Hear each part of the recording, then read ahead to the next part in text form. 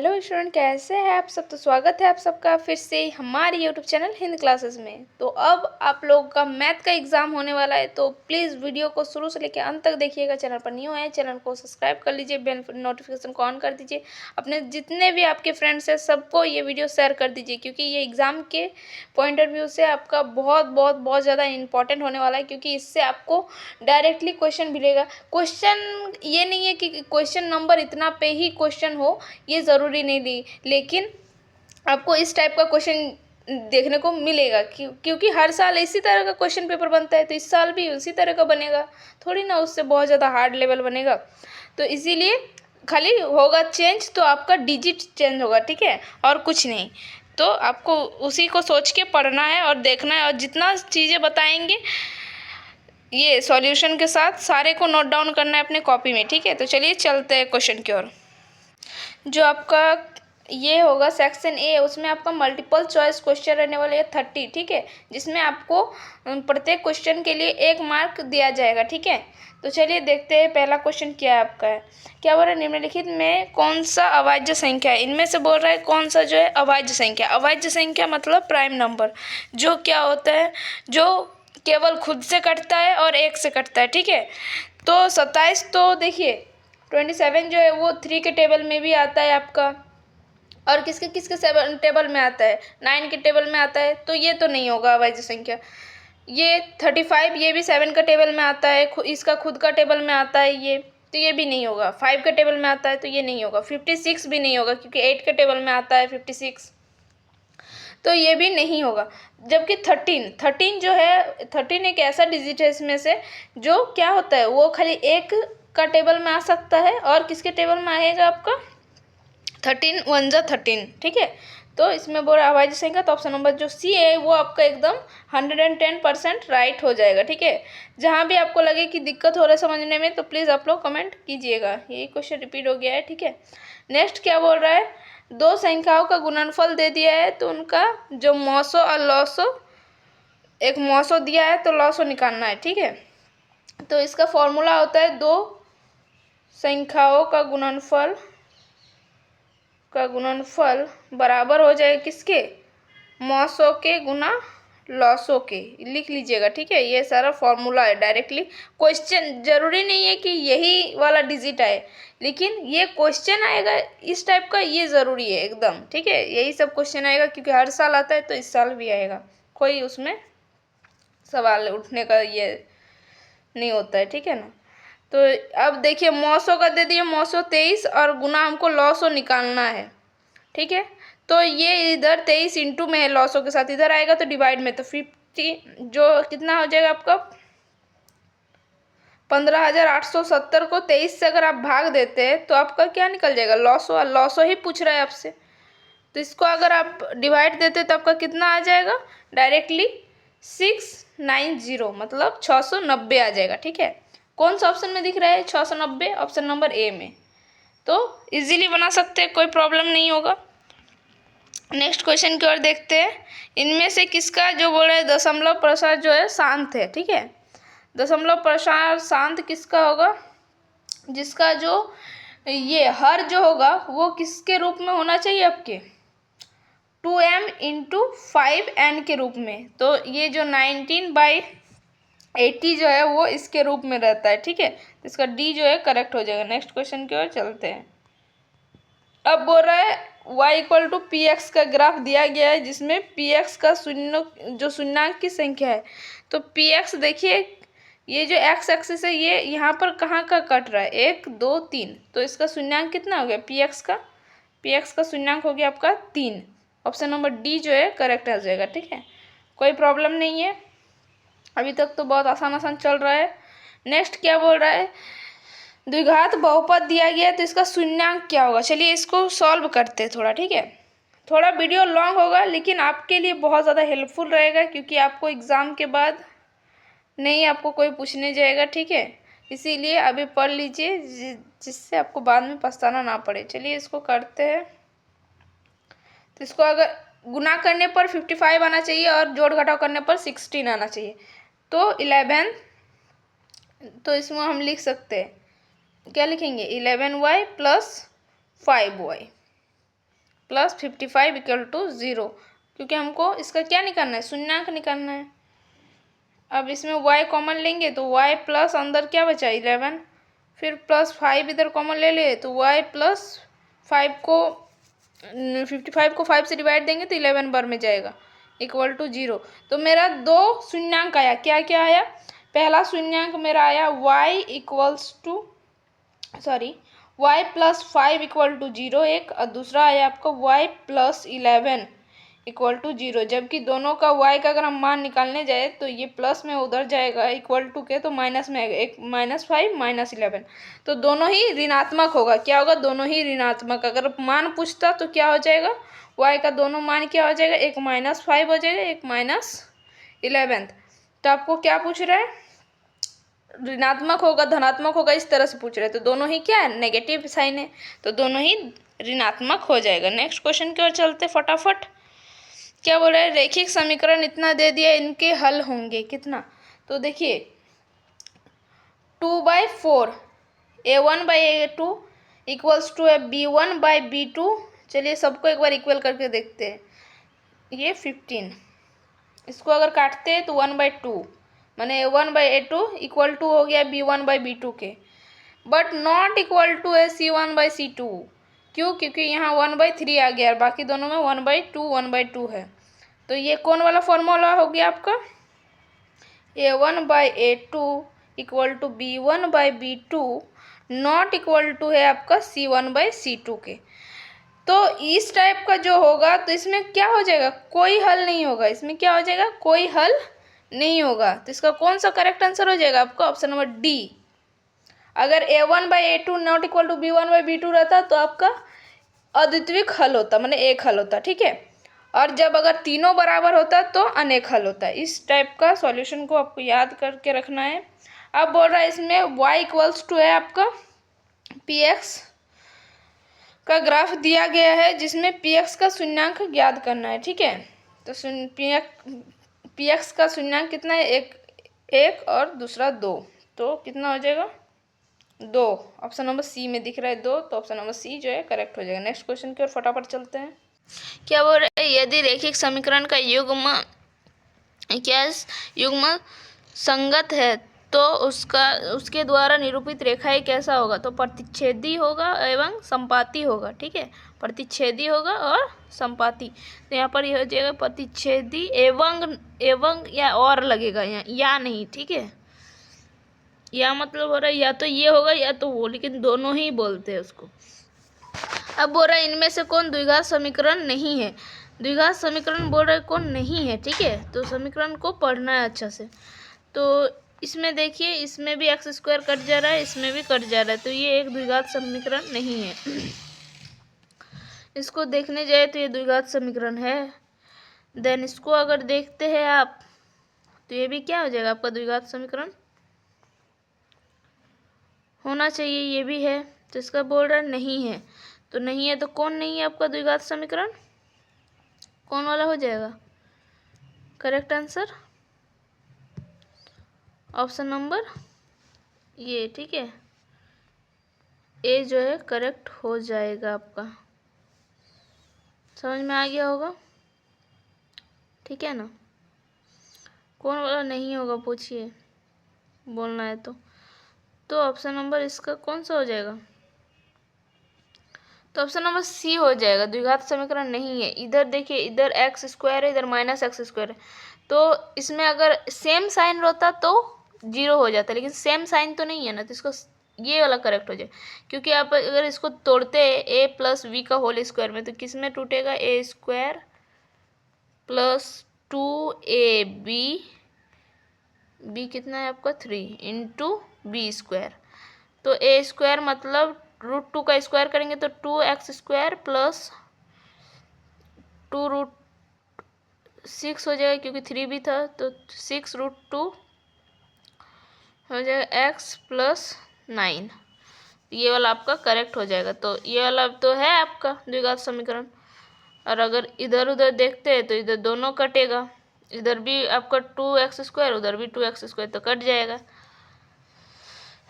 तो ये आपका द्विघात समीकरण क्या है, नहीं है, एक्स स्क्वायर बचेगा तब तो द्विघात समीकरण बोलेंगे। इसका करेक्ट आंसर कौन सा हो जाएगा? ऑप्शन नंबर सी हो जाएगा। नेक्स्ट क्वेश्चन की ओर चलते हैं। ये समीकरण दे दिया है, रेखा में किस प्रकार का सरल रेखा है? तो ये एक किस प्रकार की रेखा है? तो इसको इक्वेशन को देखना है, फिर बोलना है, डिसाइड करना है।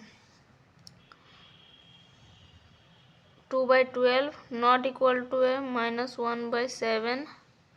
आगे जाने की ज़रूरत ही नहीं है। तो अगर इस तरह का मतलब A1/A2 नॉट इक्वल टू है B1/B2, तो वो किस प्रकार का आपका ये हो जाएगा? ठीक है, ये आपको पूछ रहे हैं, तो किस प्रकार का हो जाएगा? तो ये समांतर रेखा होगा, जिसमें जब A1/A2 not equal to B1/B2 होता है तो वो एक समांतर रेखा होता है। ऑप्शन नंबर बी जो है करेक्ट हो जाएगा। नेक्स्ट क्वेश्चन की ओर चलते हैं। के का मान निकालना है, ठीक है। जब बोल रहा है मूल कैसा हो? वास्तविक और समान हो। वास्तविक और समान मतलब डी इक्वल टू आपका 0 है। डी 0 है तो डी का फॉर्मूला होता है B² - 4AC equal to 0। B कितना है? ए है आपका 9, बी है आपका 3K और सी है आपका 4।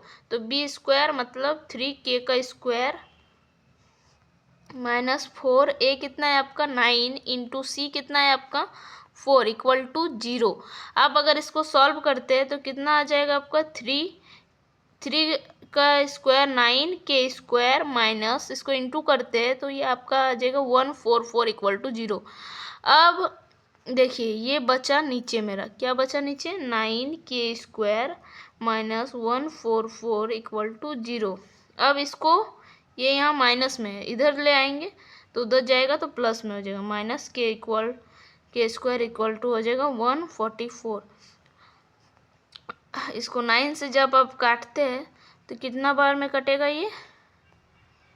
तो 16 बार में कट जाता है, ठीक है। 16 बार में, तो के स्क्वायर का मान 16 है तो के का मान कितना हो जाएगा? √16 आई मीन 4 प्लस माइनस 4। कौन सा ऑप्शन में दिख रहा है प्लस माइनस 4? √16 है आपका, ठीक है। तो कौन सा ऑप्शन में? ऑप्शन नंबर ए दिख रहा है। तो नेक्स्ट क्वेश्चन की ओर चलते हैं फटाफट। क्या बोल रहा है? समांतर जो श्रृंखला ये है, श्रेणी है, तो उसका सार्वंतर, तो सार्वंतर होता है A2 - A1। तो A2 कितना है? -1 और ये है आपका -5 -1 माइनस +5 तो +4 ऑप्शन नंबर ए दिख रहा है, करेक्ट हो जाएगा। नेक्स्ट क्वेश्चन की ओर फटाफट चलते हैं। अब बोल रहा है कौन सा पद शून्य होगा, ठीक है। तो an बराबर दे दिया आपका 0। इसका फॉर्मूला होता है A+n-1 इंटू डी। ए कितना है? 12। n पता नहीं है, n ही निकालना है कि कौन सा पद शून्य है। डी कितना आ गया? A2 - A1 करेंगे तो 10 - 12 मतलब -2। आप इसको सॉल्व करते हैं इक्वल टू 0 0 प्लस 12 प्लस यहाँ पर माइनस, इसको अगर 2 को दोनों में बांट देते हैं -2n माइनस +2। अब 12 प्लस 2 कितना हो जाएगा? 14 माइनस हो जाएगा -2। ये 14 इधर आएगा ब्रैकेट इक्वल टू के, तो ये -14 हो जाएगा। तो ये जो इक्वेशन है, तो 14 इधर आया तो -14 इक्वल टू किधर बचाएगा? -2n। माइनस से माइनस गया, 2 7 जा 14। तो n का वैल्यू कितना आ जाएगा आपका? कितना आ गया n का वैल्यू आपका? 7। तो ऑप्शन नंबर ए जो है करेक्ट हो जाएगा। नेक्स्ट क्वेश्चन की ओर फटाफट चलते हैं। अब क्या बोल रहा है? इनका x अक्ष से बिंदु इतना की दूरी, y अक्ष बोलेगा तो x का मान लेंगे, यार x अक्ष बोलेगा तो y का मान लेंगे। तो y अक्ष से बिंदु पूछ रहे दूरी, तो इसका क्या हो जाएगा? x का मान हो जाएगा माने 13, ठीक है। ये वाला ट्रिक से याद करना है। अब बोल रहा है बिंदु इतना और इतना को मिलाने वाले रेखाखंड के मध्य बिंदु का निर्देशांक होगा। मध्य बिंदु निकालना, मिड पॉइंट, ठीक है। मिड पॉइंट का फॉर्मूला होता है x1 y1/2 and x2 + y2/2। आप अगर इसमें वैल्यू बिठाइए, ये आपका x1 है, ये y1 है, ये x2 है, y2 है, ठीक है। x1 y1, x1 आपका 0, y1 कितना है आपका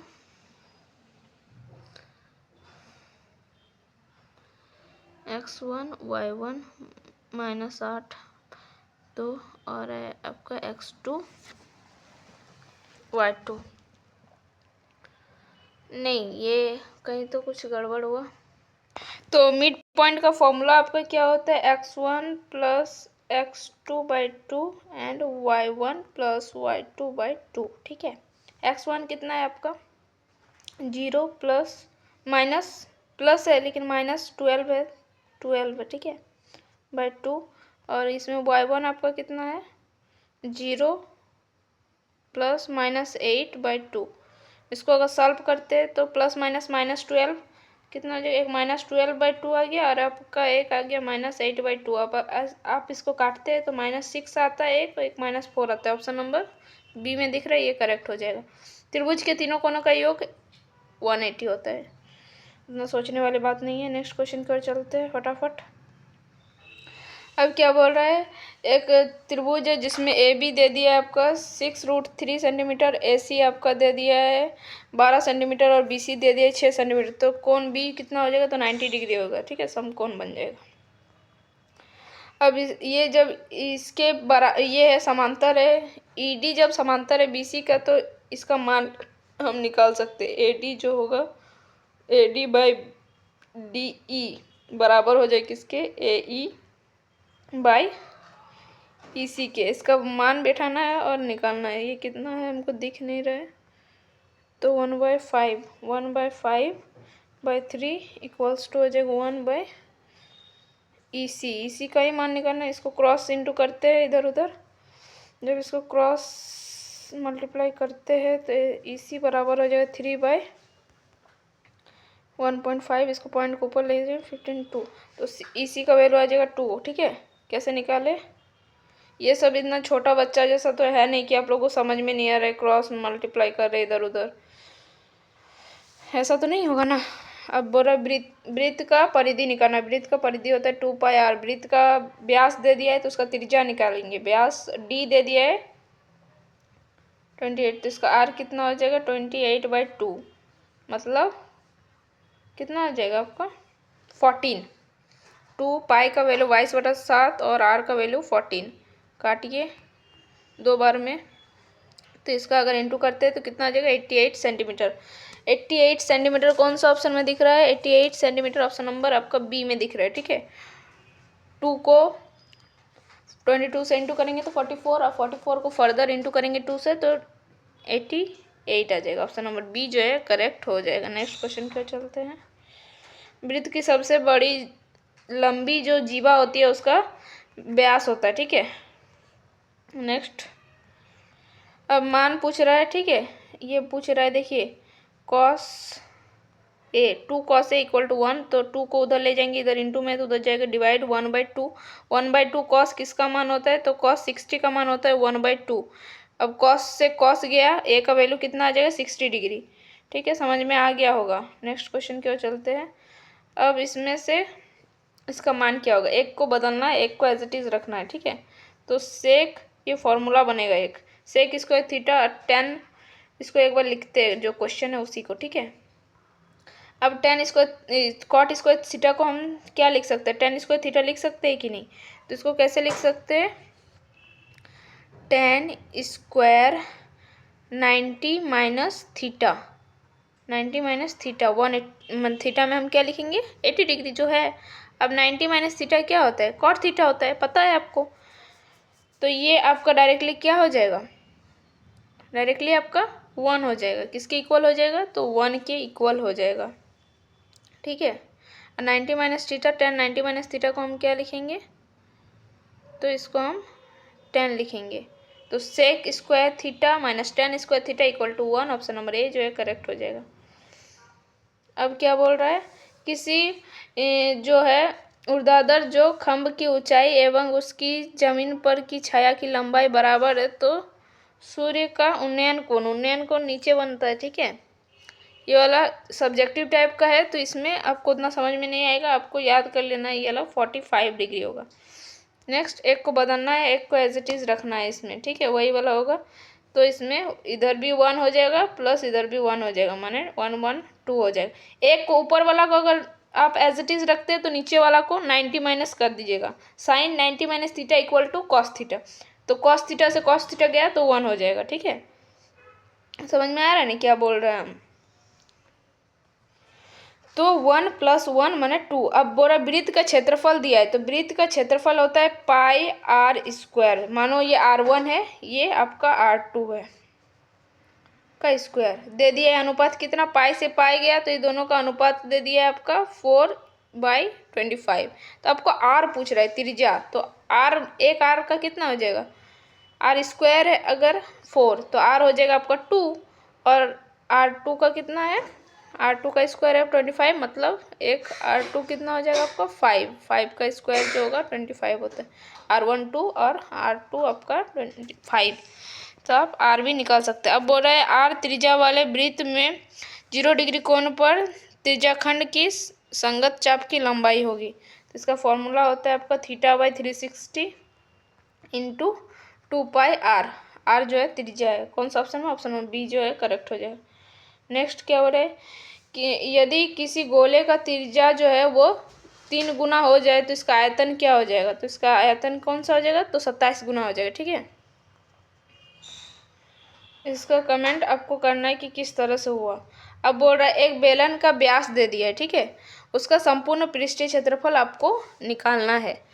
बेलन का संपूर्ण पृष्ठीय क्षेत्रफल, तो इसका संपूर्ण पृष्ठीय क्षेत्रफल, बेलन का व्यास कितना दिया है आपको, मतलब व्यास मतलब डी दे दिया है आपका 28, तो इसका आर निकाल सकते हैं जो कि 28/2 हो जाएगा, आई मीन 14।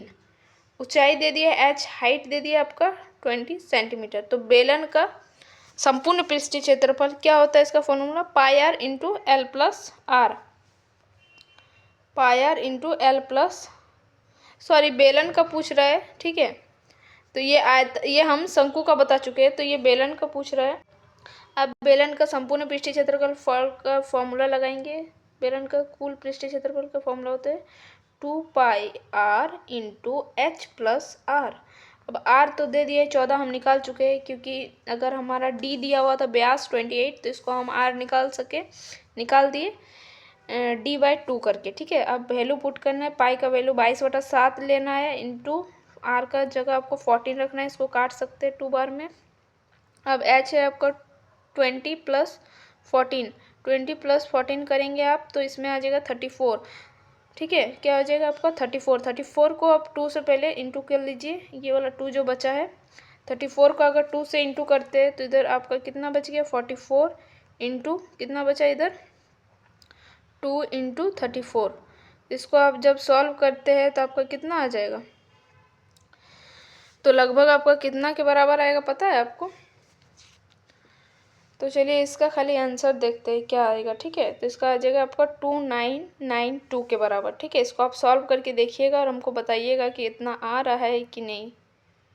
2992, ठीक है, ऑप्शन नंबर बी जो है वो करेक्ट हो जाएगा। नेक्स्ट क्वेश्चन की ओर देखते हैं। इनमें से बोल रहे हैं जो प्रेक्षण जो है इतना इतना इतना का बहुलक जो बार बार आया, रिपीटेड सबसे ज़्यादा क्या हुआ है, तो 15 हुआ है, 1 बार 2 बार 3 बार, बाकी सब जो है उससे कम ही हुआ है, तो 15 जो है बहुलक हो जाएगा। अब नेक्स्ट क्वेश्चन क्या हो रहा है, यदि किसी शंकु का वक्र पृष्ठीय क्षेत्रफल इतना दे दिया है तो उसका त्रिज्या भी दे दिया है, तो उसका तिर्य ऊंचाई मतलब एल पूछ रहा है, तो शंकु का वक्र पृष्ठीय क्षेत्रफल क्या होता है आपका, शंकु का वक्र पृष्ठीय क्षेत्रफल होता है πr/l। हमको आर भी दे दिया है और क्षेत्रफल भी दिया है। ठीक है, तो वक्र पृष्ठीय क्षेत्रफल बराबर इतना दे दिया, पाई 22/7, आर कितना दिया है हमको 14। ठीक है, और एल हमको निकालना है, इक्वल टू इसको कर देंगे तो एल निकल जाएगा ना, मेरा सब वैल्यू है, तो आप इसको इंटू करेंगे तो 44 इंटू एल इक्वल टू 880। ये 44 उधर जाएगा तो कितना हो जाएगा, डिवाइड में हो जाएगा, तो एल बराबर क्या आ जाएगा 880/44। तो ये कितना बार में कट गया, तो 20 बार में, ऑप्शन बी जो है करेक्ट हो जाएगा। तो चलिए सब्जेक्टिव की ओर देखते हैं।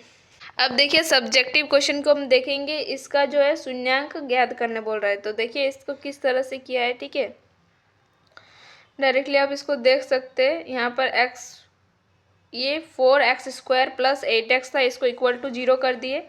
देन एक तो आ गया ये, इसको 0 के बराबर कर दिए, एक x+2 को 0 के बराबर कर दिए, तो एक आ गया x का वैल्यू आपका 0/4 मतलब 0 ही, और एक आ गया x का वैल्यू -2, तो x के दो शून्यांक क्या क्या हो जाएगा, 0 और -2। ठीक है, ये आपका 31 नंबर क्वेश्चन था, 2 के आगे पीछे हो गया था थोड़ा। ठीक है, देख लीजिएगा इसको, और इसमें टोटल आपको 6 क्वेश्चन का आंसर देना है। ठीक है, 31 नंबर क्या बोल रहा है, अभाज्य गुणनखंड इतना और इतना का एलसीएम पूछना है, तो इसका एलसीएम सिंपली आप निकाल सकते हैं, देन इसको इंटू करके लिख देना है, बस कुछ नहीं करना है, ये आपका एलसीएम है। ठीक है, और जितना आएगा इसको टोटल को इंटू करना है, तो ये इसका एलसीएम। और एचसीएफ क्या होगा, उसमें जो रिपीटेड होगा उसको नहीं लेना है, उसका एक ही बार लेना है, और फिर उसको इंटू करके जितना आएगा वो आपका एचसीएफ हो जाएगा। ठीक है, चलिए नेक्स्ट क्वेश्चन को चलते हैं।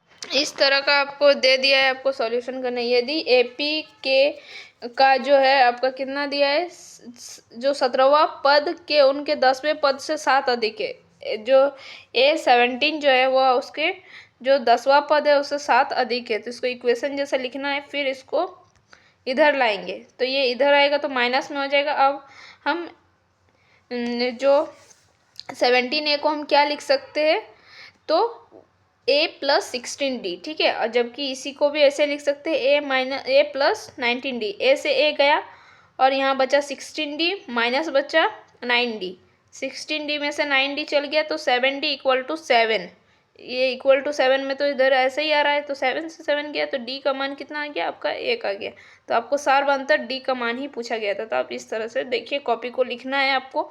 आपको कॉपी दिखा रहे हैं क्योंकि आपको पता चल जाएगा कि आपको लिखना कैसा है। ठीक है, 34 क्वेश्चन नंबर देख लीजिए। एक आयताकार वर्ग है जिसका लंबाई चौड़ाई से 4 अधिक है। लंबाई जो है वो चौड़ाई से 4 अधिक है। ठीक है, तो अर्ध परिमाप इतना है, तो भाग का विमाएं ज्ञात कीजिए। ठीक है, उसका विमाएं पूछ रहा है। तो अब माना कि आयताकार वर्ग का लंबाई x है, तो चौड़ाई क्या हो जाएगा y। ठीक है, तो परिमाप क्या हो जाएगा, एक ई का आयताकार वर्ग का जो होता है, वर्ग का परिमाप हो जाएगा, आयताकार जो वर्ग है उसका परिमाप हो जाएगा 2 × x + y, लंबाई 2 × लंबाई जोड़ चौड़ाई। ठीक है, ये इसका फॉर्मूला होता है। तो परिमाप तो दे दिया था 36, तो परिमाप की जगह 36 इसको बराबर कर दिए। ठीक है, और 2 इधर इंटू में था, इधर आया तो डिवाइड में हो जाएगा। तो 36 को 2 से डिवाइड करते हैं तो कितना बार में जाता है, 18 बार में। तो ये मेरा एक इक्वेशन बन गया। ठीक है, इसको काटना नहीं है, ये एक इक्वेशन बन गया है। अब नेक्स्ट इक्वेशन फिर देखिए, ये सेकंड इक्वेशन लिया है, फिर इसको सॉल्व किया है, तो एक x का वैल्यू आया है 20 और y का वैल्यू कितना आएगा आपका 16।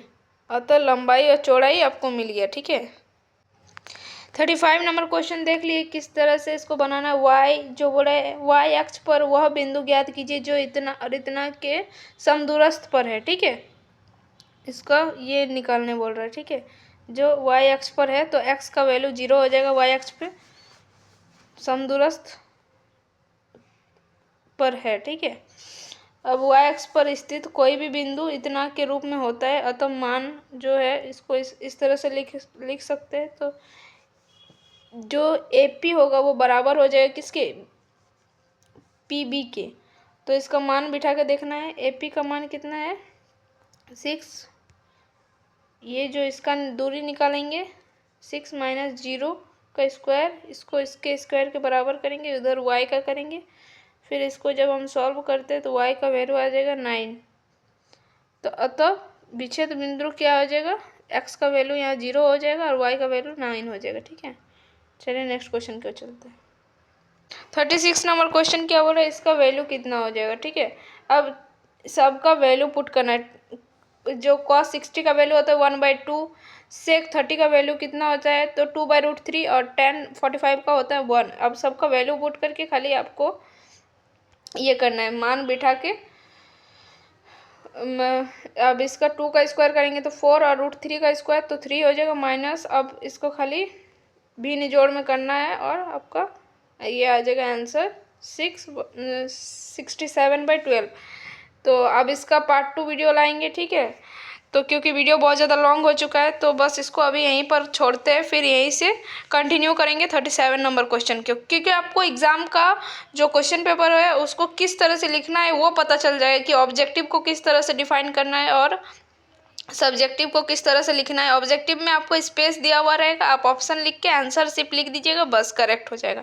सब्जेक्टिव में आपको लिखना है किस तरह से मैथ को, वो देखने को आपको मिल जाएगा। तो ये वीडियो का पार्ट 2 अगर आप मांगते हैं तो ही हम लाएंगे, क्योंकि हमारे पास भी उतना टाइम नहीं है, क्योंकि कल आपका एग्जाम होने वाला है। तो बस आज के लिए इतना ही, फिर मिलते हैं नेक्स्ट वीडियो में। जब तक के लिए बाय बाय, टेक केयर, जय हिंद, वंदे मातरम, स्वस्थ रहिए, पढ़ते रहिए, धन्यवाद।